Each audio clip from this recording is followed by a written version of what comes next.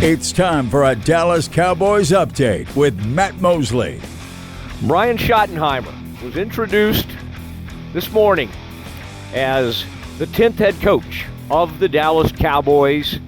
He was seated next to Jerry Jones and Stephen Jones. And we want to share with you some of what we heard today. This is Matt Mosley for the E Radio Network. And after an hour-long news conference, Jerry Jones left the stage and then spent about 25 minutes with a smaller group of reporters. I was among that group, and we want to play you that 25 minutes with Jerry Jones. You'll hear about Deion. You'll hear about some of the changes that the Cowboys expect with Brian Schottenheimer. And you'll hear kind of what Jerry reflected on. You'll even hear someone ask Jerry if he plans to retire anytime soon. I imagine that's a question on a lot of your minds. Without further ado, here are 25 minutes with Jerry Jones after today's introductory news conference with Brian Schottenheimer.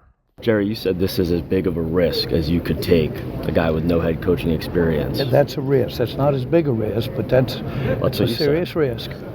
Why ultimately? What was the moment that made you feel this was the right move? When you realized the risk was worth the potential rewards.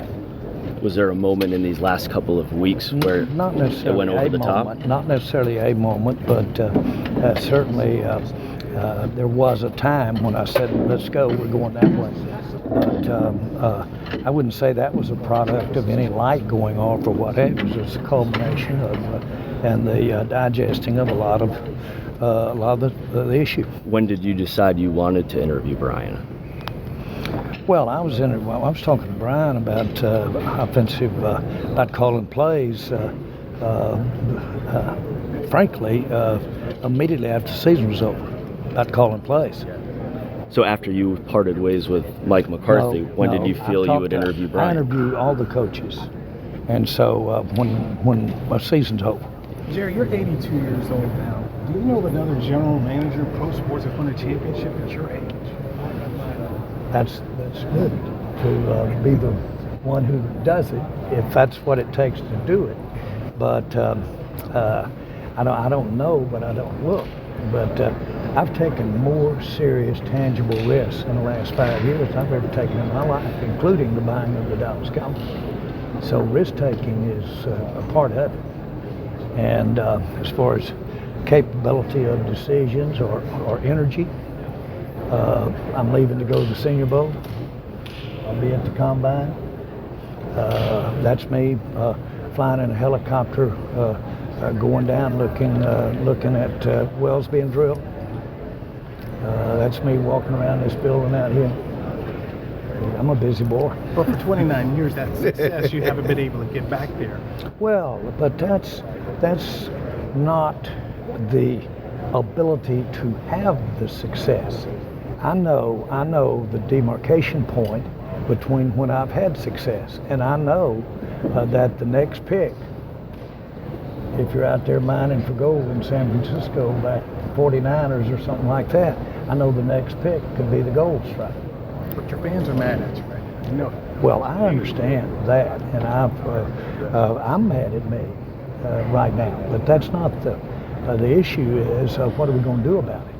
Why are you mad at you? I'm the best man to do something about it. So that's the way it goes. When you do and live the life I live, you change the mirror. Your question should be, how many times have you changed your course? How many times have you done differently in your life for meaningful things?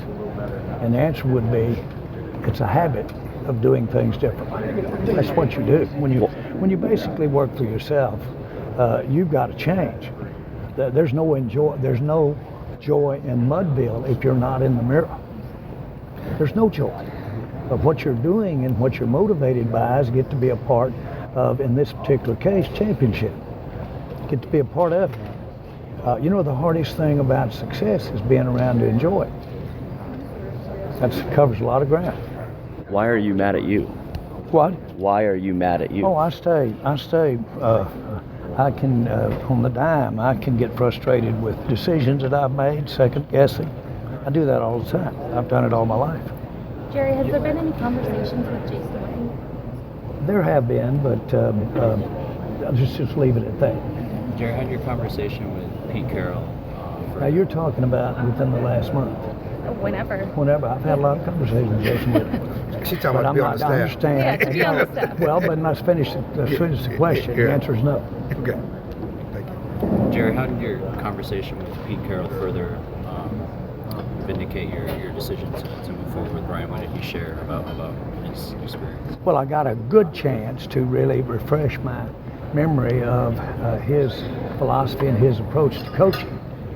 And so I know that Shotty takes a lot from his approach to coaching. So for a fact, so that to a degree, every time that Pete would be a proponent of this or that, but you know that Shotty's got some of that. Why not? A lot of fans are frustrated. Why not interview a Ben Johnson or Aaron Glenn or some of those guys? Why would you not exhaust the process with some of these guys that everybody thinks are a great head coach? Because I have one that is very capable in those skills that those players you just mentioned. He's got those skills. Okay, he's done that. In particular, he is uniquely qualified to coach our team. He's uniquely qualified to coach Dak. Okay, you say, well, how about Moore? Okay, and Moore, okay. Shotty's been doing this 25 years. He's got tons of experience. He's dealt with many players and quarterbacks.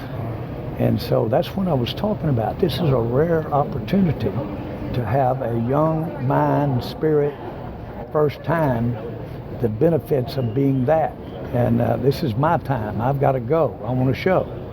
And be emboldened by the experience that he's had for 29 years, both in communication with other players, with other coaches. It's just a rare situation. That's why I took him to the Cowboys. When you he hasn't won anything. He hasn't won anything. Shotty hasn't won anything. No head coach has won anything. Nobody that's never head coached has won anything in the definition of, do you win it just by being the head coach? Okay, can you have had victories by being in other positions other than the head coach? I told you, this is a risk because he has not head coached, not even high school. But as an assistant, he's never won a Super Bowl. He's never been a part of a Super Bowl. Well, but he's been around people that have, in their own way, been a part of that. Let me just say this: every coach, every situation, you've got boxes that are empty, and you've got boxes that you check. I like the boxes that I checked with Schottenheimer. That's why I just spent this last.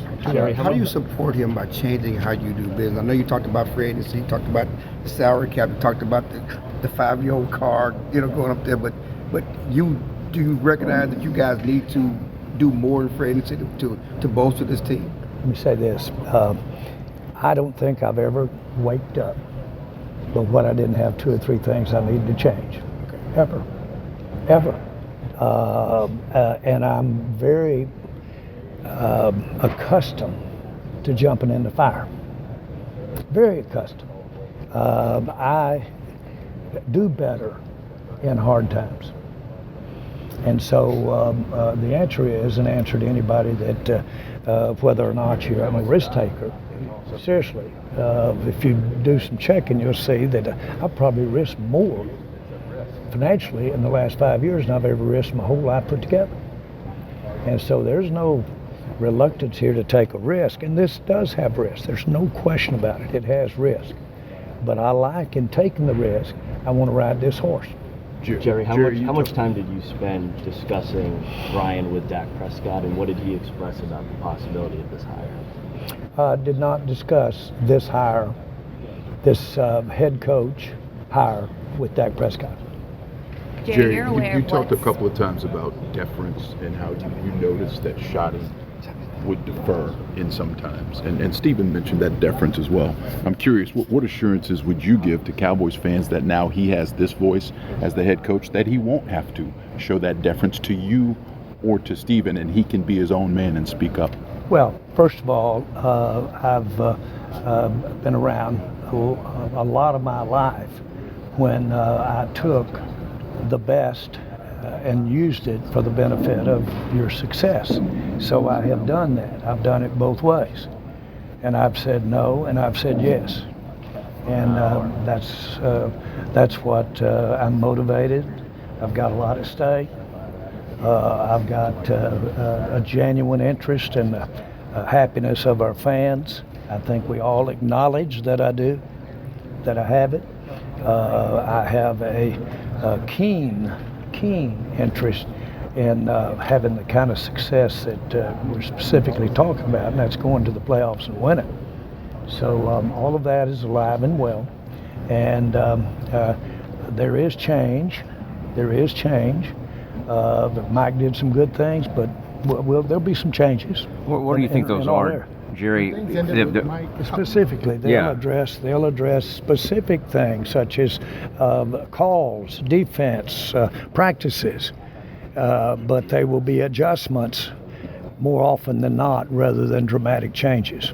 When things ended with Mike, how soon were you thinking about Schottenheimer, or was he at the top of the list when you said, okay, we're done with Mike, let's talk to Schotty? How did that occur? Let's put it like this. I was thinking about Schottenheimer all the time. I was talking with Mike as to our offense and have what we did on offense. It was, all the time. And as we evolved, as you got more, I did get more investigating, more looking into the idea of him being head coach. Jerry, you made it clear that you're aware what's coming from Frustration National, what people are saying. One of the latest things to kind of get traction of Michael Irvin's comments about this is becoming not America's team. What would your comments be to that? Okay. I've had comments that make that look like child's play. That would bother me. Okay, that goes with the territory. It just goes with the territory, whether it's a former player. I think the world of Michael Irvin, everybody knows that. But that's good. Michael and I both enjoy together having a lot of heavy criticism. Jerry, when you see this type, as you put the staff together, so he's not adverse from it either. So that goes with it, man. As he puts the staff together, is there a possibility Witten could join his staff? What? As he puts the staff together, is there a possibility Witten could join his staff? I'm not going to address staff today, and certainly Jason is an outstanding coach. Jerry, your conversation with Micah at the Cotton Bowl, what did you guys get out of that conversation, you and Michael Parsons? It was more about his going forward and his leadership, and how big a thing that is with his really unique contribution that he makes with his talent and on the field, and that he's just by where he is, he's got a chance to really lead here. Did he give you assurances he's going to be here for OTAs and off season? Did he give you assurances he's going to be here for OTAs and off season and stuff like that? We didn't even talk about that. Okay. You mentioned Schottenheimer calling plays and how that was something you wanted to see. Is that something that is going to be a possibility going forward, no matter who the offensive coordinator is? He'll be calling plays. Jerry, when you see the negative reaction the last few days from the fans, how does that make you feel? And when you think about the emotions you had when you stepped up to this podium today, what were they? I went to school on negative comments from the fans. Go back and look at when we first got involved with the Cowboys. And just like the game itself, there's a very low percentage of this that is smiles and glory holes.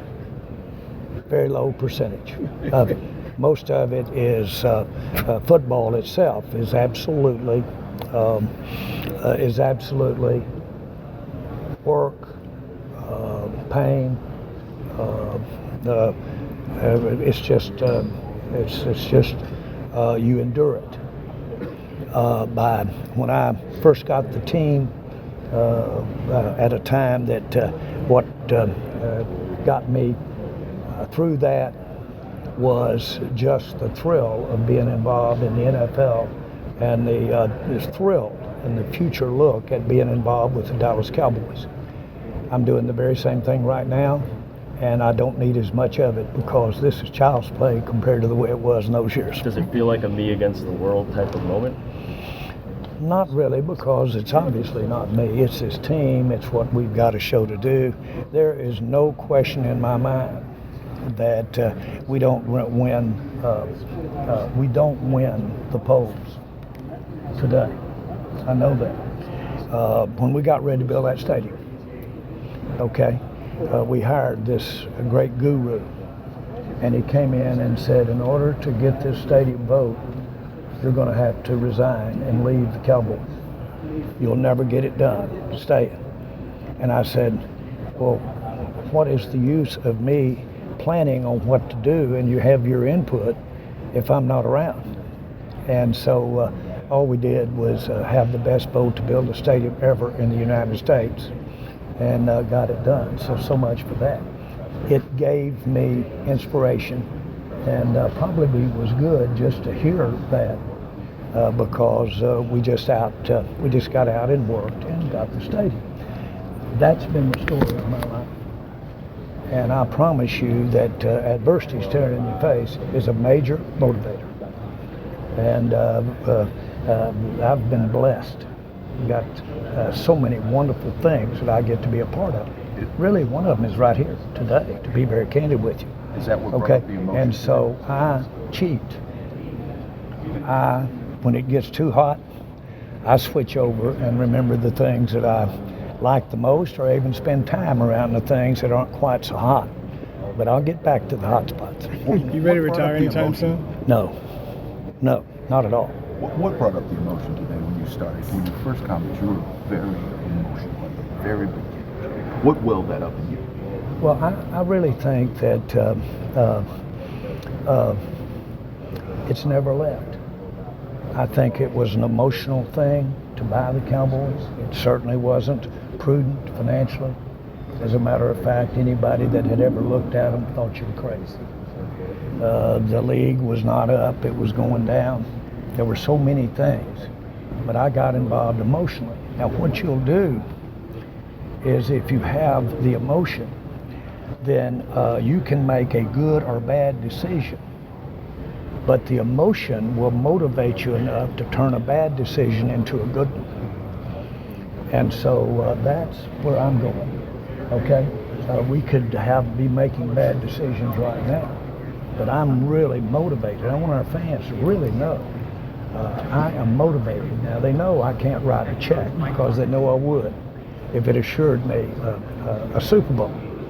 But there's going to be about 99 9/10% of these hires not win a Super Bowl and be getting another job. So it's hard to do. But I want to do it because it's the art of the deal. Are you behind it all in the personnel department as far as looking for needs for next year because of this process? And what do you need? What does this team need? Where are your holes at when you said you're going to the Senior Bowl? What are the needs for this team? Again, I'm not going to go into that. I'm not going to go into it because it's competitive, number one. And number two, you can read the papers and see pretty good where it is. And but I'm not going to go into it because that creates I needed at the right set of circumstances. We needed things this year. But the circumstances weren't right in our judgment to get some of those things. And so a year like this year caused you to say, well, you know what, maybe you ought to change your definition of whether you need that there or not. Now that is cricket. That's good. Jerry, are you willing to change what you thought you needed from before? And the answer is, of course. Do it all the time. Jerry, what do you know that other people don't? Because the last 3 years, no one else has brought in Brian Schottenheimer to interview for their head coaching position. Well, it's what I know that I didn't know before he was brought in 3 years ago.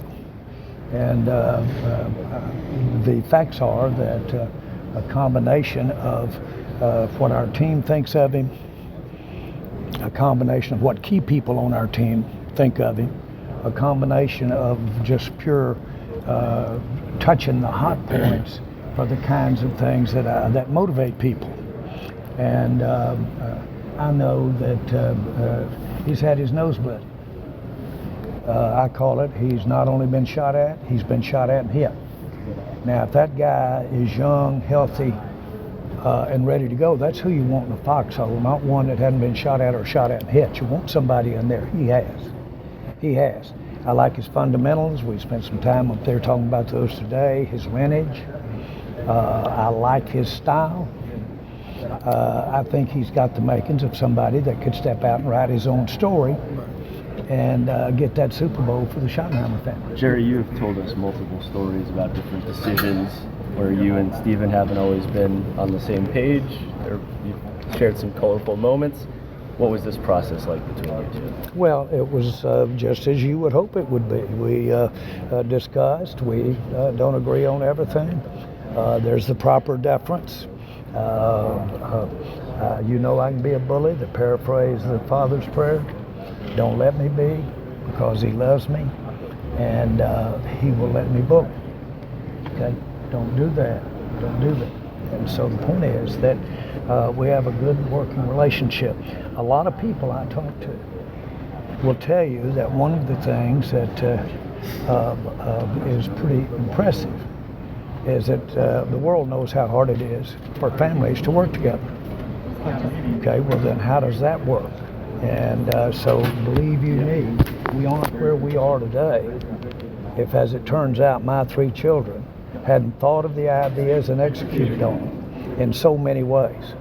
And so this is their show too. You spoke after the finale about how you had originally bought this team for yourself, not for your kids. But how do you think about a future of the Cowboys beyond yourself and how ready your kids are to carry that forward? Well, first of all, as far as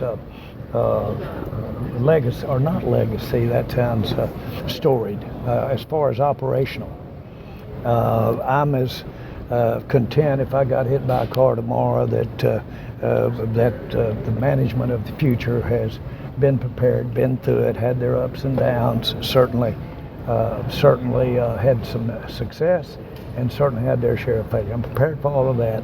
I'm fortunate that my family has that right there. But what is important to me, as much as anything, is and should be to our fans, is how we're operating right now.